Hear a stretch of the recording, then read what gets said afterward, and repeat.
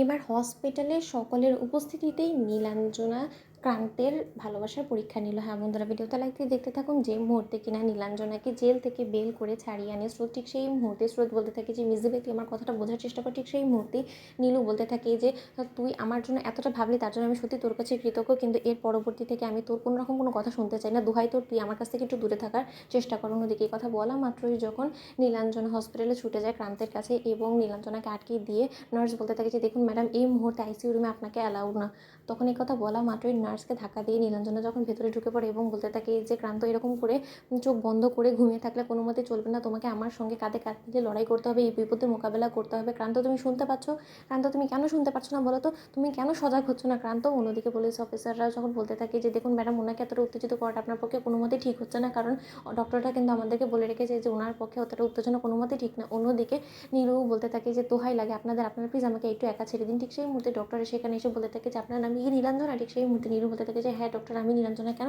অন্যদিকে ডক্টর বলতে থাকে যে উনি অজ্ঞান অবস্থায় বারবার করে আপনার নাম বিড়বিড় করছিল এবং অবশেষে ভালোই হয়েছে আপনি এখানে এসেছেন, নার্স ওনাকে এখানেই থাকতে দিন। অন্যদিকে নীলাঞ্জনা ডাকে যখন অবশেষে ক্রান্ত সাড়া দেয় এবং ডক্টরসরা বলতে থাকে যে দেখেছেন, আমরা বলেছিলাম না যে কখনো কখনো মেডিকেল সায়েন্সও ফেল হয়ে যায়, কিছু মানুষের ভালোবাসার টানে অনেক মানুষ ফিরে আসে। অন্যদিকে কথা বলা মাত্রই যখন ক্রান্তর জ্ঞান ফিরে আসে এবং ক্রান্ত যখন চোখ মেলে তাকায় তখন নীলাঞ্জনাকে চোখের সামনে দেখে ক্রান্ত অনেকটা ইমোশনাল হয়ে পড়ে। অন্যদিকে নীলাঞ্জনা বলতে থাকে যে ক্রান্ত তুমি সুস্থ হয়ে উঠবে, এই তো আমি তোমার পাশে আছি, আমি তোমার কাছে চলে এসেছি। অন্যদিকে এই কথা বলা মাত্রই যখন নীলাঞ্জনা মা থেকে শুরু করে দাদাভাই সকলে এসে নীলাঞ্জনাকে সেখান থেকে ক্রান্তের কাছ থেকে টেনে হিঁচড়ে আলাদা করার চেষ্টা করতে থাকে, তখনই ক্রান্তর সামনে রায়ের দাদাভাই বলতে থাকে যে তুই যে মানুষটার জন্য পাগলের মতন ছোটাছুটি করছিস না, সেই মানুষটা একটা মানুষ রূপে একটা অমানুষ ছাড়া কোনো কিছুই না। তুই এখন হয়তো বা বুঝতে পারবি না, তুই এখন ভালোবাসার পট্টি পড়ে রয়েছিস চোখে, কিন্তু যখন কিনা তোর এই ভালোবাসার পট্টি খুলে যাবে না নীলু, তখন তুই হাড়ে হাড়ে টের পাবি যে আগেরবার যে তুই সিদ্ধান্তটা নিয়ে ভুল করেছিলিস, ঠিক একইভাবে এবারও তুই পস্তাবি। আমি তোকে বলে রাখলাম, তুই লোকটা থেকে সরে দাঁড়া। অন্যদিকে এই কথা বলা মাত্রই যখন নীলু বলতে থাকে যে তুই এসব কথা কেন বলছিস বলতো?